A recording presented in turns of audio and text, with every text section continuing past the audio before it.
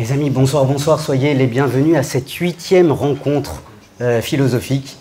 Merci pour votre présence, vous êtes toujours aussi nombreux.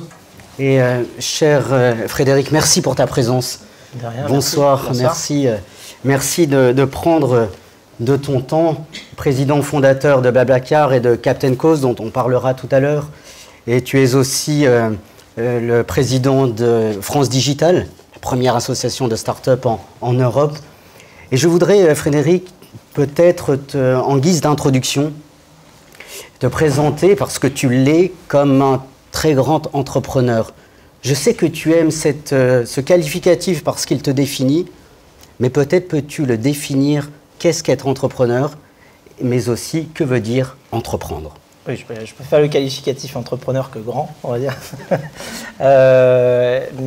Oui, entrepreneur, je pense que ça veut dire essayer autrement, ça veut dire penser autrement, ça veut dire essayer d'aller changer des choses.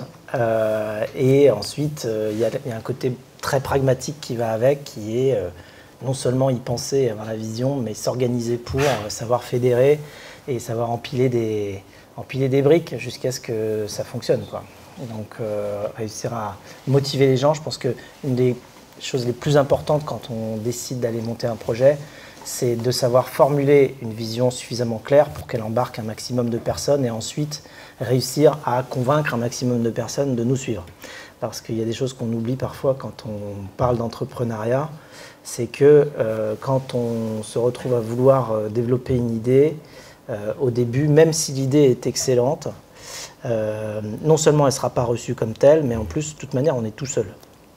Donc c'est bien aussi d'être pas mal bidouilleur en fait, et savoir faire un petit peu de tout pour pouvoir construire des premières étapes de manière assez autonome, parce qu'à moins de disposer de budget, ce qui est rarement le cas quand on démarre une société, eh bien on va devoir soi-même assembler toutes les pièces d'un puzzle qui est encore totalement à construire. Donc voilà, ça fait beaucoup de mots pour résumer entrepreneur, mais je pense que ça donne un petit peu le sens. Ça donne le sens. En tout cas, je sais que tu en parles. Nous allons en parler dans ton livre Mission Blablacar, les coulisses de la création d'un phénomène. Les amis, l'interview va se dérouler en 2 temps. Première partie sur Blablacar et deuxième partie sur Captain Cause. Concernant Blablacar, je voudrais, cette grande plateforme que tout le monde connaît, je voudrais donner quelques chiffres en bilan, en fruit je dirais, de ta création, qui a généré donc 26 millions de membres actifs, uniques, 1,5 million de tonnes de CO2 évitées, 2 millions de points de rencontre, 450 millions d'euros économisés par les conducteurs de covoiturage. C'est énorme, énormissime. Et nous sommes dans des rencontres philosophiques et éthiques. Frédéric, quelles sont les grandes valeurs éthiques que tu souhaites prôner et que tu continues à défendre au sein de Blablacar?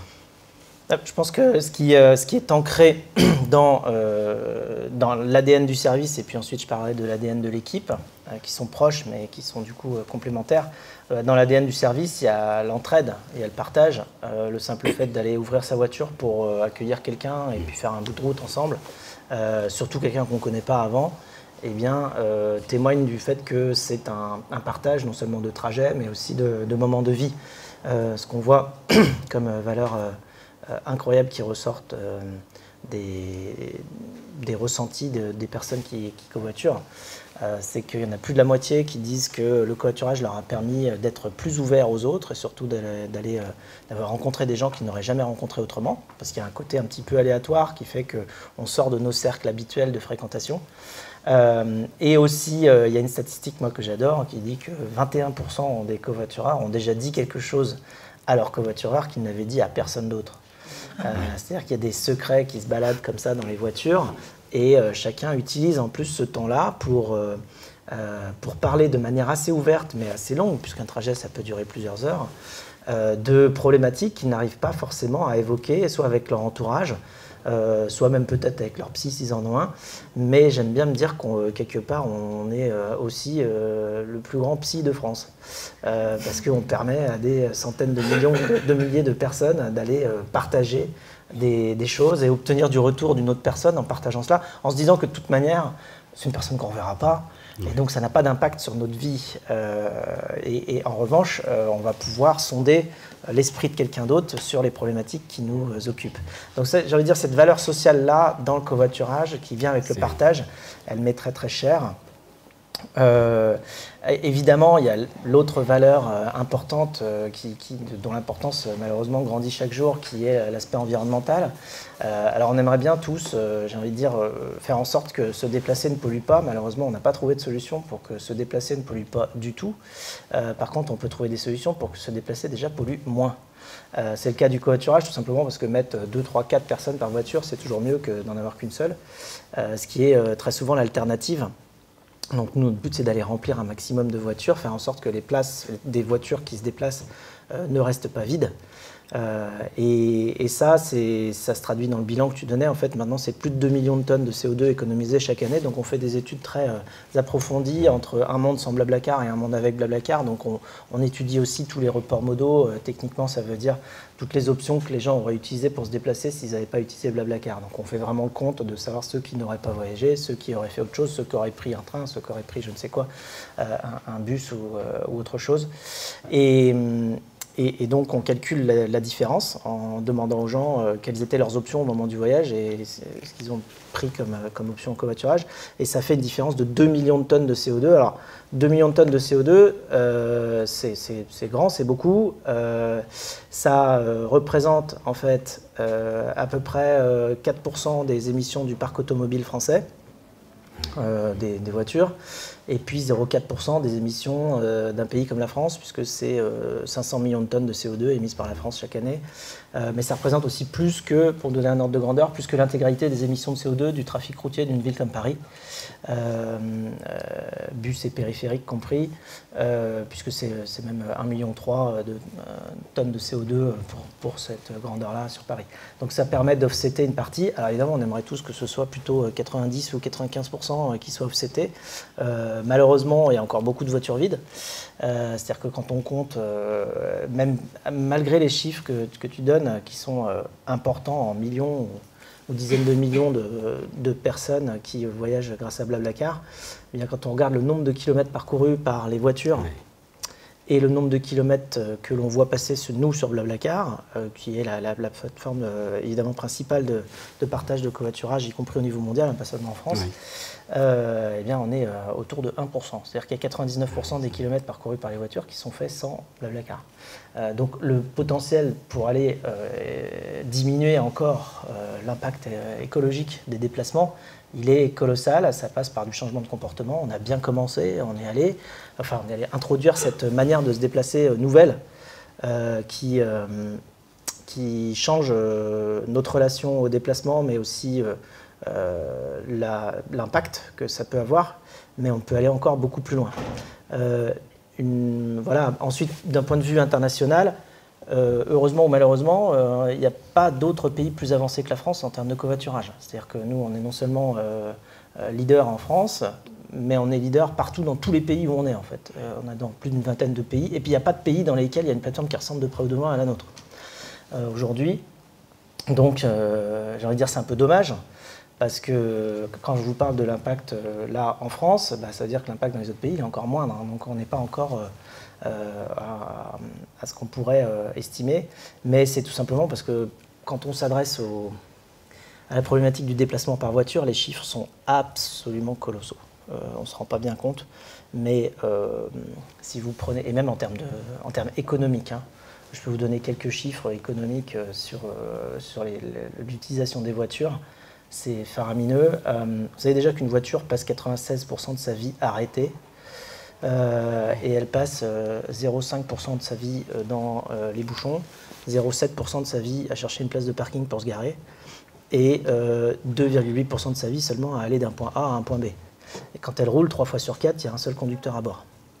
Donc déjà, on n'utilise qu'un quart de 2,8% d'une ressource qui ensuite nous coûte extrêmement cher. Parce que si on regarde le coût des voitures, Une voiture à l'entretien à l'année, quand on compte tout, à savoir la dépréciation du véhicule qui est énorme, hein, parce que si on achète un véhicule à 20 000 € et que, au bout de 3 ans, il a perdu 5 ou 10 000 €, ça compte aussi dans les annuités. Donc la dépréciation du véhicule, plus les frais de déplacement, évidemment, essence, péage, assurance, garage, parking, réparation, enfin bon, tout ça, ça fait 6 000 € par an par véhicule. Prenez un pays comme la France, 6 000 € fois 38 millions de véhicules, ça vous fait plus de 200 milliards. Donc c'est-à-dire, ça approche 10% du PIB français. Donc ça veut dire qu'on utilise un quart de 2,8% d'une ressource qui nous coûte 10% du PIB. C'est ça qu'on fait comme utilisation de la voiture. Donc évidemment, dès qu'on arrive avec une solution digitale qui optimise le monde physique, comme un Blablacar, eh bien, on gratte à peine la surface du marché automobile et on se rend compte que c'est absolument vite colossal avec des chiffres dingues. Et quand je vous parle de 200 milliards au niveau de la France, évidemment, à l'échelle du monde, c'est plutôt 5 000 milliards. Donc c'est absolument colossal. Et avec tout ça vient la pollution de ces déplacements-là. J'en parle parce qu'évidemment c'est une préoccupation de nous tous aujourd'hui. Et la pollution qui découle de cela, elle est absolument colossale, d'autant plus quand on considère d'autres chiffres. Je ne veux pas vous assommer de chiffres, mais enfin quand même ça permet de comprendre les dynamiques. Une voiture qui se déplace avec une seule personne à bord, c'est-à-dire un conducteur, dépense 96% de son énergie, d'origine fossile, à déplacer le véhicule. Il n'y a que 4% de l'énergie qui sert à déplacer le corps humain. Donc en fait, quand on regarde en plus de cela le côté environnemental et sous-efficace de l'utilisation de l'énergie pétrole, on se rend compte de la problématique, quoi. Donc, avec ça, quand on prend du recul sur les périodes et sur le temps, j'aime bien regarder ces échelles de temps, j'imagine que vous les connaissez, mais vous savez que le pétrole il a mis des dizaines de millions d'années à se former sous terre, des dizaines de millions d'années. Hein. Juste pour être sûr que tout le monde a les échelles de temps, les dinosaures sont apparus à peu près il y a 250 millions d'années, ils sont disparus il y a 66 millions d'années. Nous, on est apparus sous une forme qui ne ressemble pas du tout à nous il y a peu près 2,5 millions, 2 500 000 ans. On était à peu près comme on est, mais pas encore évidemment, il y a 300 000 ans. Donc si vous faites le ratio, les dinosaures, eux, ils ont vécu sur la planète pendant 180 millions d'années sans trop de problème, jusqu'à ce qu'ils prennent une météorite sur la tête. Bon. Mais nous, ça fait 300 000 ans à peine qu'on est là. Là, on est en train d'extraire tout le pétrole qui a mis des dizaines de millions d'années à se mettre sous terre en quelques dizaines d'années. Donc il y a un facteur 1 million entre le temps qu'il a fallu pour le mettre dessous et le temps qu'il nous faut pour le ressortir. Et après, on est là, on se dit, tiens, c'est bizarre, ça absorbe pas. Oui, parce que forcément, la planète, elle a du mal à absorber 1 million de fois plus vite. Donc voilà, évidemment, il faut agir. J'aimerais bien qu'on trouve un maximum de solutions, surtout qu'on les déploie.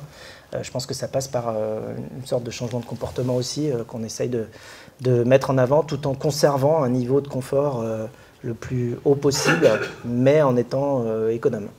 Mais tu as répondu à la question que j'allais te poser, mais tu parles de changement de comportement, mais concrètement, quel changement de comportement tu proposes ? C'est une forme de partage par la confiance.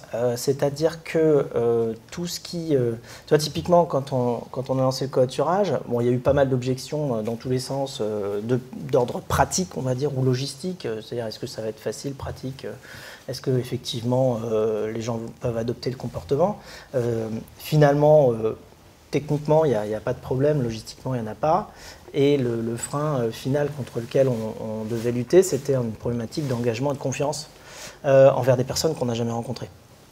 Et donc on l'a résolu en mettant des profils confiance sur le site qui font que quand on voyage, on voit les avis des personnes qui ont voyagé avant, on met des photos, on met des descriptifs. Nous-mêmes, on vérifie les permis de conduire, on vérifie des cartes d'identité, les numéros de téléphone, des choses comme ça. Enfin, tout un tas de choses qui vont rassurer sur la personne avec qui on va échanger. Donc la construction de confiance est indispensable pour développer des services de partage. On ne peut pas partager sans confiance, en fait, parce que sinon on a l'impression de se mettre trop à risque. Et en parallèle, il y a quand même pas mal de mécanismes en place et qui se développent dans notre société qui alimentent plutôt une forme de défiance. Donc en fait, tout le développement de défiance ira dans le sens contraire du sens souhaitable. Donc moi j'œuvre plutôt pour la construction de confiance entre les gens et justement le partage.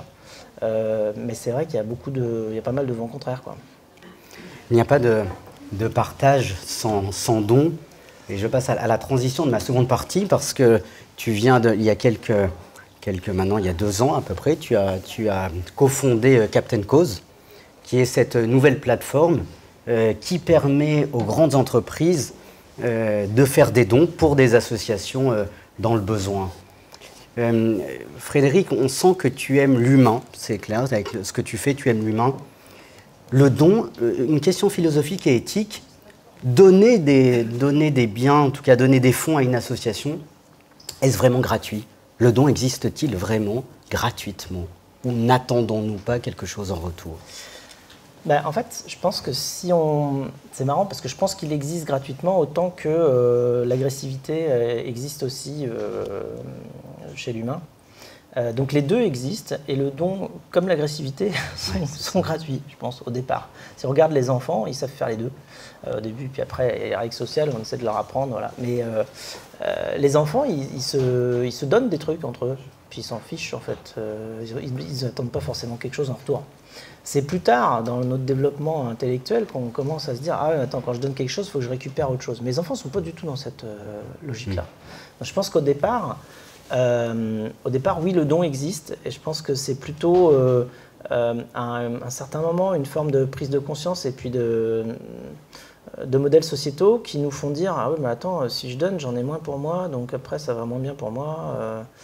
C'est bizarre. » Mais au départ, je pense que le don est gratuit. Et après, il y a surtout aujourd'hui pour donner, on demande des garanties. C'est encore une histoire de confiance. Si tu veux, je suis encore sur ce projet-là, je suis encore en train de construire un système de confiance. Mais cette fois-ci, la confiance entre les entreprises et les associations, qui sont deux mondes assez séparés, et pourtant c'est les mêmes gens. Enfin, c'est des gens qui ont deux bras, deux jambes et qui font ce qu'ils peuvent. Et c'est ces deux mondes qui ne se parlent pas suffisamment, il n'y a pas assez de ponts. Et puis assez souvent, il y a des entreprises qui arrivent à créer des relations de confiance avec certaines associations, mais ça leur demande beaucoup d'efforts en fait, d'aller screener l'association et d'être sûr que quand ils leur donnent de l'argent, ça va être bien dépensé. En plus après, ils font un suivi, ils leur demandent des tableaux dans tous les sens. Et donc ça ralentit un petit peu la possibilité pour les entreprises, notamment de participer et d'aller donner des sous à des associations qui en ont besoin dans le domaine environnemental ou sociétal.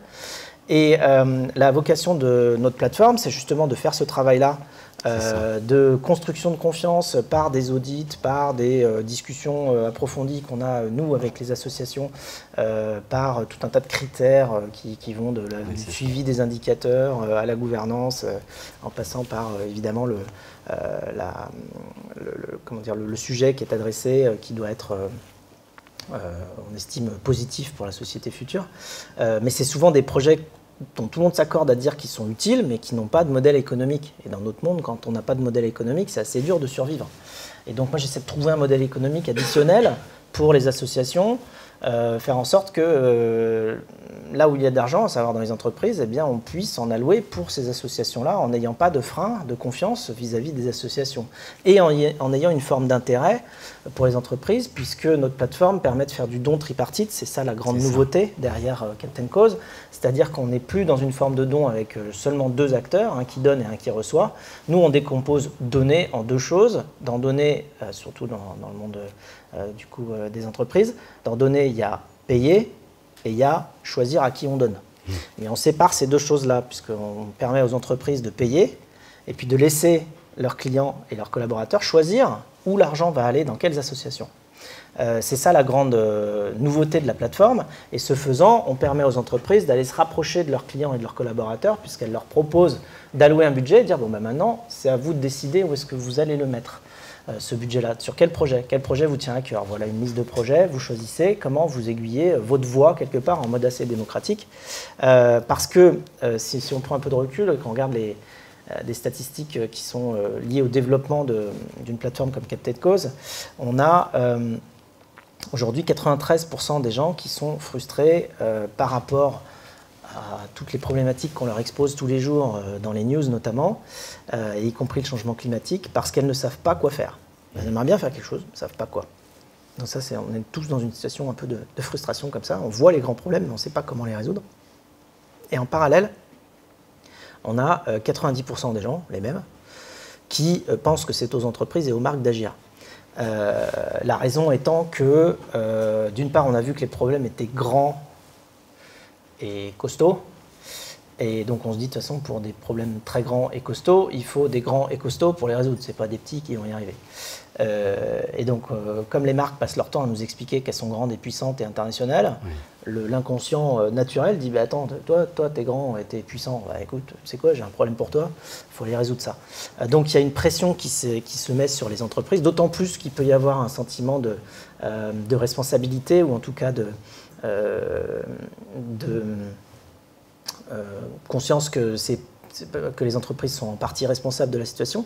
Les entreprises, elles ne font que servir les gens, hein, donc elles font le service que les gens attendent. Donc c'est toujours une boucle assez compliquée. Mais donc cette pression qui s'applique sur les entreprises fait qu'en retour, de l'autre côté, les dirigeants d'entreprise se retrouvent dans une situation assez compliquée, parce que s'ils font rien, on leur reproche, mais aussi quand ils font quelque chose, on leur dit c'est pas ça qu'il fallait faire. Donc là, le CEO, il est face à deux boutons. Il y en a un qui est « je fais rien, mais je me fais engueuler », et l'autre qui est « je fais quelque chose, mais ce ne sera pas la bonne chose ». Donc nous, on arrive avec une solution qui dit « écoute, tu vas permettre à ta boîte de faire quelque chose, mais tu vas laisser tes clients et tes collaborateurs choisir de ce qu'il faut faire, et ce sera réparti dans un mode démocratique, et à ce moment-là, tu peux allouer tes fonds, tu n'as plus ce blocage-là. » Donc c'est un deuxième frein qu'on essaye d'enlever. Le premier, c'est la confiance, c'est-à-dire qu'on sait que l'argent qui va être donné aux associations va être bien utilisé, et le deuxième, c'est le fait qu'on n'a pas forcément à choisir un projet plus qu'un autre, on va laisser la communauté décider de l'allocation des fonds que l'entreprise est capable de distribuer. Et puis tout ça sur fond de prise de conscience des entreprises, qu'elles doivent quand même rendre un petit peu à l'environnement dans lequel elles évoluent et dont elles bénéficient tous les jours.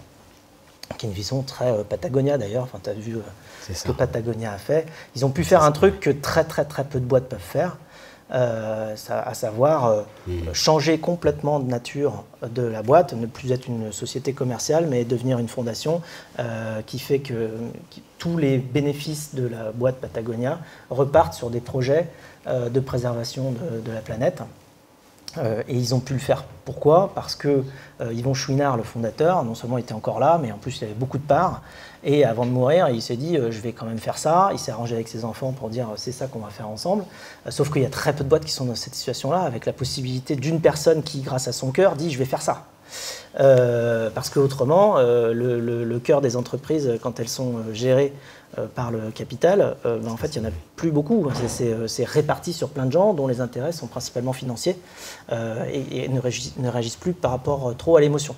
Donc ce que l'on fait, nous, avec Captain Cause, c'est essayer de ramener justement l'émotion, le cœur et l'humain dans des mécanismes d'entreprise, et notamment des mécanismes financiers, en passant par le relais, justement, des cœurs de toutes les 10 personnes qui vont choisir l'aiguillage des fonds. Et qui vont choisir en fonction de ce qu'elles ressentent, et non pas en fonction d'un quelconque intérêt financier. Et là, en plus, tu parlais tout à l'heure de est-ce qu'il faut attendre quelque chose quand on donne. Quand on est sur Captain Cause, là, on n'attend absolument rien, parce qu'en plus, c'est de l'argent qui nous a été donné pour distribuer. Donc, de toute façon, ce n'est pas de l'argent qu'on va récupérer, et on le distribue juste vraiment en fonction de ce qu'on pense être utile. Oui, c'est ce que j'allais te poser.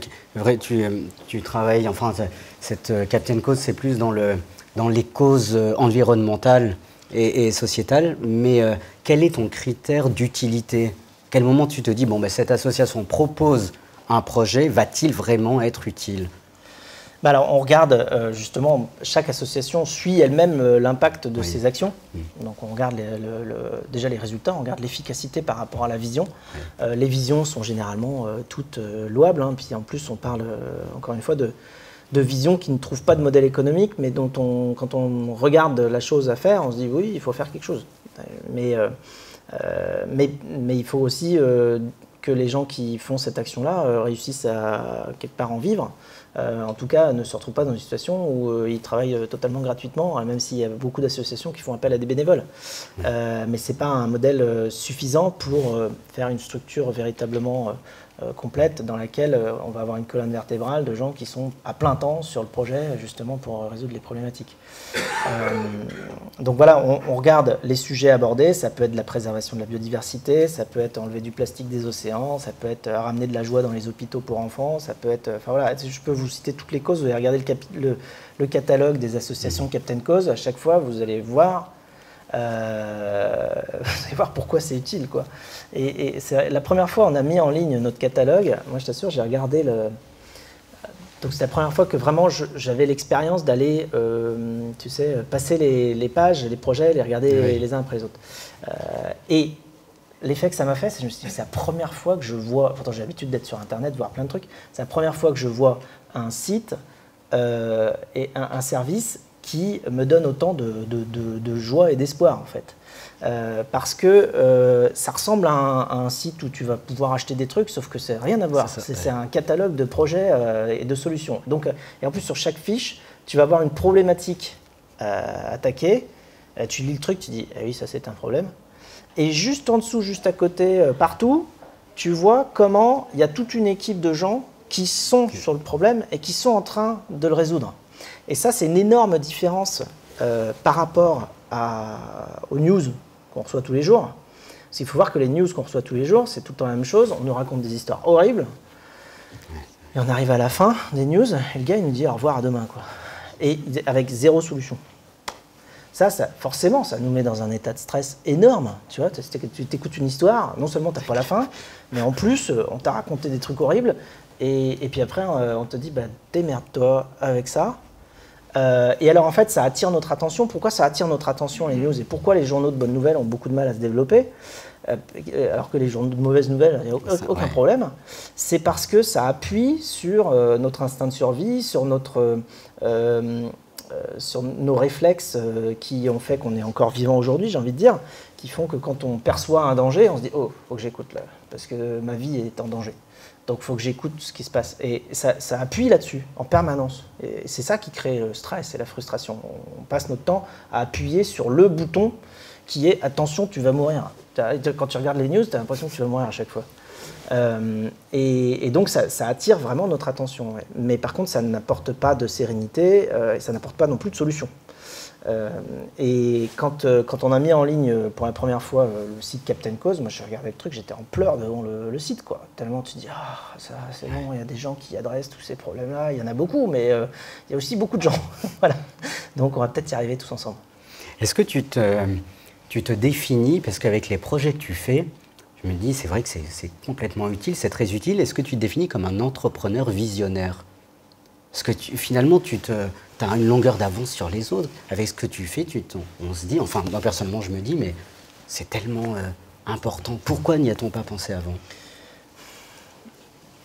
Je sais pas. Je sais pas si je dirais visionnaire. Non, je me dis juste que j'ai... En fait, quand je vois un problème, je ne peux pas m'empêcher de réfléchir à une forme de résolution. Et tu sais, pour Captain Cause, il y a un truc qui m'a longtemps perturbé et qui est à l'origine du lancement de cette plateforme-là aussi. C'est quelque chose que vous avez peut-être vu, mais moi je me souviens d'avoir vu passer tout un regroupement de jeunes pour la marche du climat devant les locaux de BlaBlaCar, puisqu'ils allaient d'Opéra à Place de la République. C'était il y a quelques années, avec tout un tas de jeunes avec des panneaux, et sur les panneaux il y avait écrit « Quand je serai grand, je voudrais être vivant ». Moi j'ai vu les mecs de 20 ans passer avec des panneaux comme ça, je dis « C'est pas possible ». On a des jeunes de 20 ans qui se disent qu'ils ne seront pas vivants plus tard. C'est des messages quand même beaucoup plus puissants et dramatiques que ceux qu'on avait en 68. Je ne dis pas que ce n'était pas important ce qui a été fait en 68, mais là c'est une autre dimension, c'est la jeunesse qui perd espoir. Alors, je pourrais vous donner d'autres stats là-dedans. L'éco-anxiété, elle n'arrête pas de grandir. Si vous demandez à la génération Z comment elle se sent par rapport au futur, aujourd'hui, et ça c'est un sondage dans 20 pays avec plus de 20 000 répondants, donc ce n'est pas un petit truc, il y a 75% de la génération Z qui se dit frightened, enfin le résultat il est en anglais, donc terrorisé par le futur. 75%. C'est énorme. C'est jamais arrivé qu'on ait une jeunesse comme ça complètement terrorisée par le futur. Donc si tu veux, moi je vois ça, ouais, c'est un problème, ouais. C'est quand même un énorme problème de société. Et je ne peux pas m'empêcher de me dire, mais qu'est-ce que je peux faire, moi, avec mes petites mains, en tant qu'entrepreneur, pour essayer d'aller apporter une pierre à l'édifice, changer ce truc-là. Il y a évidemment 12 milliards de trucs que je ne peux pas changer.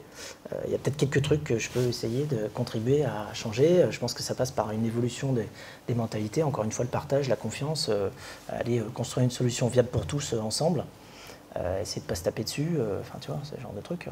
Je crois que dans tes deux projets, tes deux plateformes, on pourrait résumer tes projets comme le bien fait du bien. Le bien fait du bien, tu fais du bien à l'humanité, tu fais du bien par ce que tu fais. Quelle définition en tant qu'entrepreneur donnes-tu du bien? Faire le bien. C'est ma dernière question. J'ai 3 heures ou... Elle est dure, ta dernière question. Non, ça touche à tout, tu vois, ça touche à l'éthique, la morale, y compris la religion, tout. Enfin, tu vois, là, je sais pas où aller, dans quelle direction. Mais dans ton domaine d'entrepreneur, quand tu te dis, voilà, je fais du bien, tu fais du bien aux associations, tu fais écoute, du bien j'essaie de me dire que... J'essaie de me projeter. Tu parlais tout à l'heure de visionnaire. En fait, ce que je fais, ça c'est sûr, je me projette dans un monde, hypothétique donc, au moment où j'y réfléchis, dans lequel l'idée que j'ai, le projet que j'ai, existerait. Oui. Je me dis, ce serait quoi le monde si ce truc-là existait? Et j'essaie de me projeter en me demandant si ce serait mieux ou moins bien. Si ma réponse c'est de manière immédiate, ce serait mieux, je suis sur le bon chemin. Il faut le faire, il faut essayer. Il faut essayer de le construire. Si la réponse c'est, je sais pas trop, peut-être ça changerait rien, bah, en fait, je n'arrive même pas à avoir l'énergie pour faire quelque chose. Je me dis, si c'est bosser pour aller rien changer, Oui.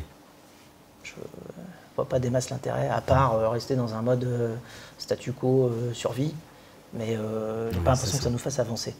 Donc, ça peut être une forme de définition du bien, qui est de se dire, est-ce que, avec ce paramètre additionnel, cette chose additionnelle que j'ai envie de construire, est-ce que le monde sera mieux ou moins bien?